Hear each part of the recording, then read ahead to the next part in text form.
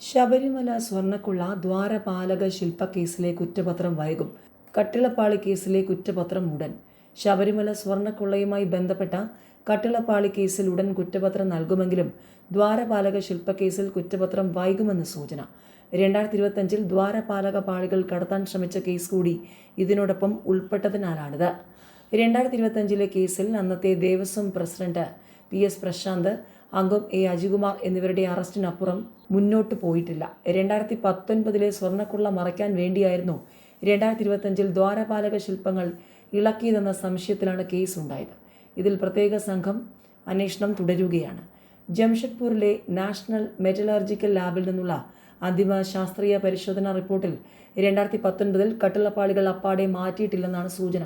പക്ഷേ സ്വർണം കവർന്നിട്ടുണ്ട്. ദ്വാരപാലക ശില്പങ്ങളുടെ കാര്യത്തിൽ അതല്ല സംഭവിച്ചതെന്നാണ് പുറത്തുവരുന്ന വിവരം. 2019 ദ്വാരപാലക പാളികൾ മാറ്റി പുതിയതിൽ സ്വർണം പൂശി കൊണ്ടുവന്നിരിക്കാനുള്ള സാധ്യതയാണ് ബലപ്പെടുന്നത്. ഇപ്പോൾ സന്നിധാനത്തിരിക്കുന്ന ദ്വാരപാലക ശില്പങ്ങളിലെ ചെമ്പ് പാളിയുടെ പഴക്കം 7 വർഷം മാത്രമാണെന്നാണ് ലാബ് പരിശോധനാ ഫലം. അങ്ങനെയെങ്കിൽ പഴയ പാളികൾ എവിടെ പോയി, സ്വർണ്ണമടക്കമുള്ള പാളികളാണോ മാറ്റിയത് തുടങ്ങിയ വിവരങ്ങൾ കൂടി തെളിയിക്കേണ്ടി വരും. 2019 2 കേസിലും ഒന്നാം പ്രതിയായ ഉണ്ണികൃഷ്ണൻ പോറ്റിയും കട്ടിളപ്പാളി കേസിൽ 2ാം പ്രതിയായ കൽപേഷും മാത്രമാണ് ദേവസ്വം ബോർഡിന്റെ ഭാഗമല്ലാത്തത്. 2 കേസുകളിലുമായി 20 പ്രതികൾ ഉള്ളതിനാൽ 18 പേരും ദേവസ്വം ബോർഡിന്റെ ഭാഗമാണ്.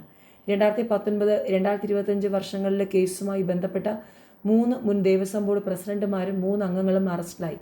N Vasu, A Padmakumar, PS Prashant എന്നിവരാണ് അറസ്റ്റിലായ പ്രസിഡന്റുമാർ. KP Sankaradas, N Vijayakumar, A Ajikumar എന്നിവരാണ് അറസ്റ്റിലായ അംഗങ്ങൾ.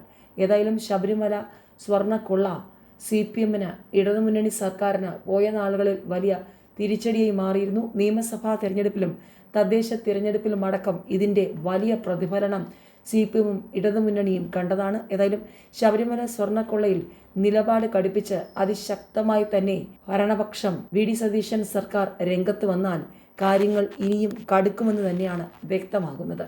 ഏതായാലും നേരത്തെ ദേവസ്വം മന്ത്രി K മുരളീധരൻ ഈ വിഷയത്തിൽ അതിശക്തമായ ചില നിലപാടുകളൊക്കെ വ്യക്തമാക്കിയിരുന്നു. ഏതായാലും ഹൈക്കോടതിയുടെ അതിശക്തമായ നിരീക്ഷണത്തിലാണ് ശബരിമല സ്വർണ്ണക്കൊള്ള കേസ് ഉള്ളത് എന്നുള്ളത് കൊണ്ട് തന്നെ വിശ്വാസികൾ വലിയ പ്രതീക്ഷയിലാണ്. ഈ കേസിൽ എത്രയും പെട്ടെന്ന് കുറ്റക്കാർ അകത്താകും. കുറ്റപത്രം വന്നാലുടൻ അതിശക്തമായ നടപടികൾ ഉണ്ടാകും. വിചാരണ തുടങ്ങുമ്പോൾ കൃത്യമായ തെളിവുകളുമായി അന്വേഷണ സംഘം വരും.